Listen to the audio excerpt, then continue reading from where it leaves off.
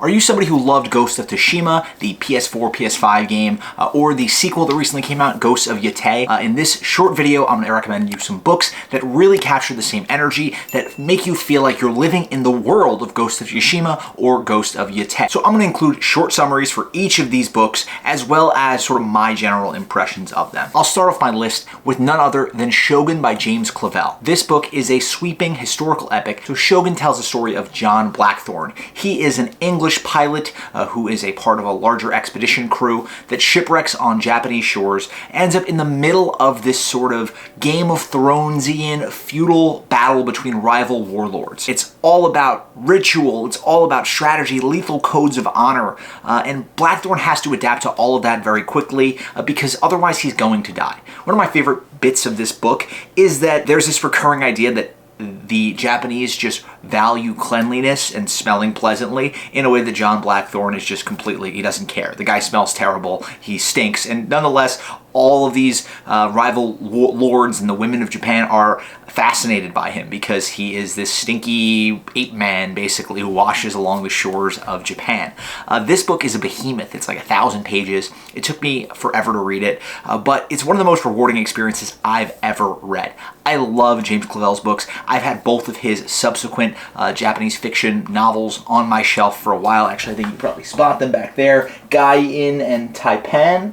Taipan. I'm really looking forward to reading both of them. Now, a lot like Ghost of Tsushima, Shogun is all about brutal warfare, cultural immersion, and the deep character studies. The characters are really deep. The relationships are really lived in. I love the story here, and I definitely see a through line between this story, Game of Thrones, Ghost of Tsushima. They're all trying to capture a lot of the political sort of intrigue as well as the historical brutality that makes some of these stories so interesting. Okay, so the next book I recommend here is Across the Nightingale Floor by Liam Hearn.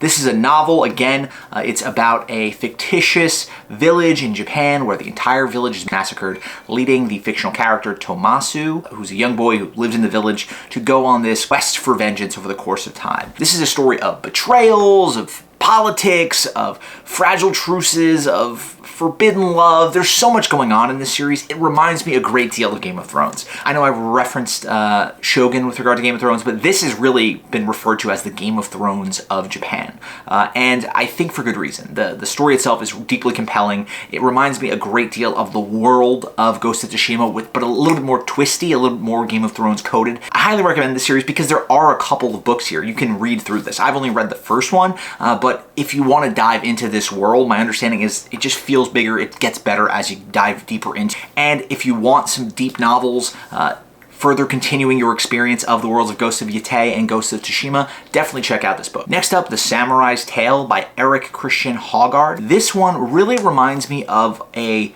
recent adaptation that's gained a lot of sort of popularity. That is Knight of the Seven Kingdoms. And the reason I say that is because this book is about a young boy, Taro, is captured after his home is destroyed, and he basically enters into servitude for a samurai family or a samurai household. He's basically moving up through the bottom of this entire world.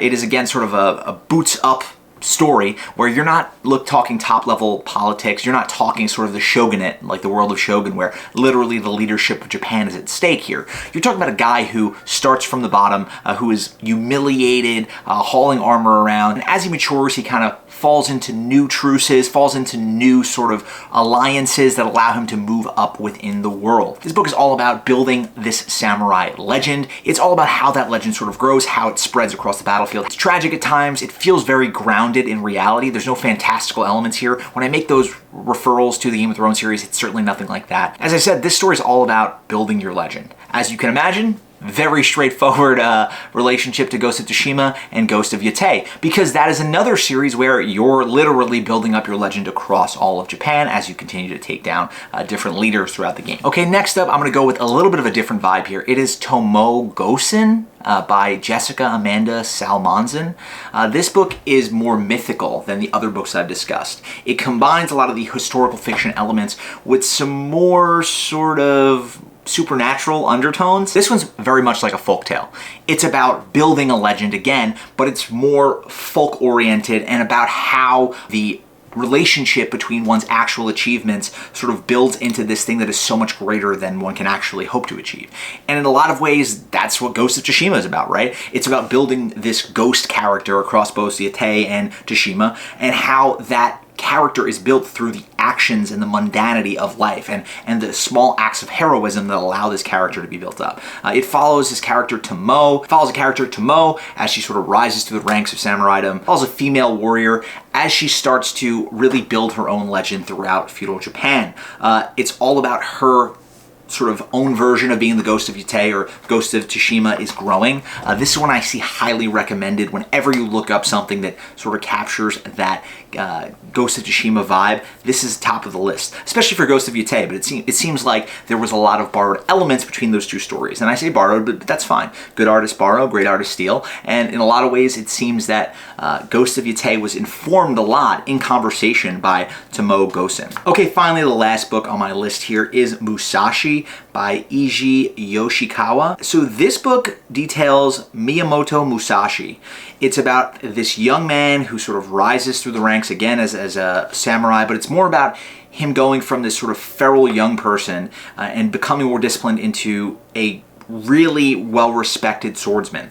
It reminds me a lot of Red Rising, the first book of the Red Rising series, which I didn't love the Red Rising series, but there's a lot of borrowed elements here, specifically with Musashi fighting rival schools, as well as him sort of gradually growing his own legend from the time of his schooling to becoming this sort of well-respected warrior outside of battling rival schools, taking it to the battlefield, going across these sort of war-torn provinces, speaking to monks and strategists and people who he ends up falling into relationships with and who come to shape his philosophy as a swordsman. And while this one again borrows a lot of sort of the mythical elements of feudal Japan, I really appreciated the humor of this book. This book is very funny at times. There is a lot of humor intermingled throughout this story. I didn't find a lot of that in many of these books other than Shogun. I think Shogun has very funny moments as well, and Musashi for me really captured a lot of that. I'm somebody who likes a lot of humor in their books where it fits in, and Musashi does a good job of doing that without making it cringe, which I think could be a big challenge for